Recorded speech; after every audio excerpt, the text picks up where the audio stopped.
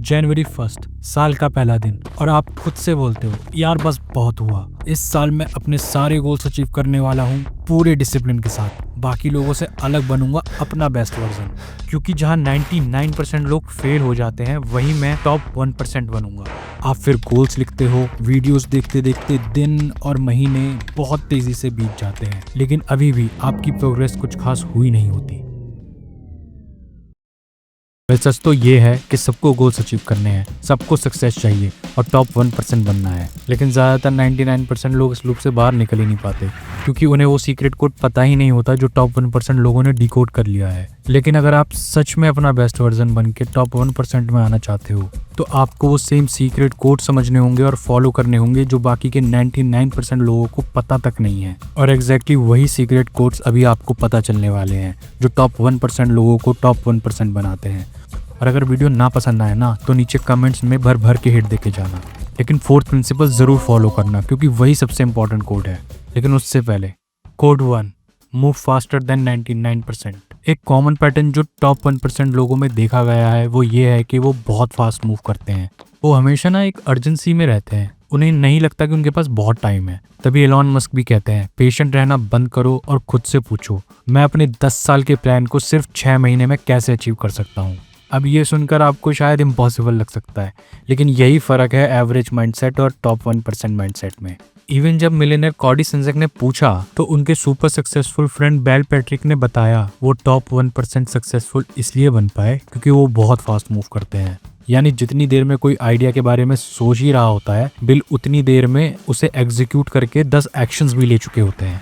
और यही urgency plus fast speed ना टॉप 1% लोगों को इतनी यंग एज में टॉप 1% क्लब का पार्ट बनाती है। तो इसीलिए ना अभी से अपने दिमाग से ये बात निकाल दो कि मेरे पास अभी बहुत टाइम है, क्योंकि जब आप फोन में घंटों स्क्रॉल कर रहे होते हो ना, उसी समय कोई आपसे 10 गुना ज्यादा एक्शंस लेके ना मेहनत कर रहा होता है उस पोजीशन में जल्द से जल्द आने के लिए जिसके बारे में आप सिर्फ सोच रहे हो। इसी के साथ टॉप 1% सक्सेसफुल लोगों में ना एक चीज कूट कूट के भरी हुई होती है और वो है कोड 2, ऑब्सेशन।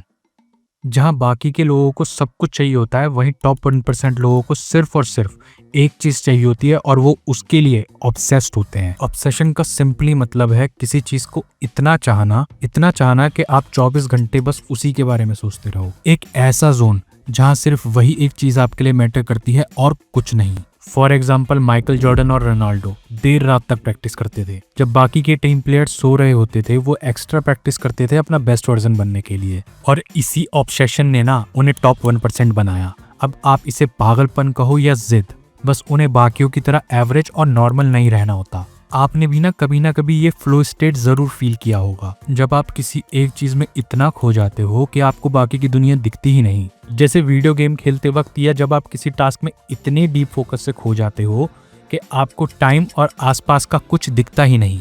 ऑब्सेशन ना कोई हैबिट नहीं है बल्कि ये एक बिहेवियर है। या तो ये नेचुरली आपके अंदर बचपन से होता है या आपकी लाइफ में कोई ऐसा इवेंट हुआ होता है जो आपको जिद पकड़ने पर मजबूर कर देता है कि अब तो मैं करके रहूंगा।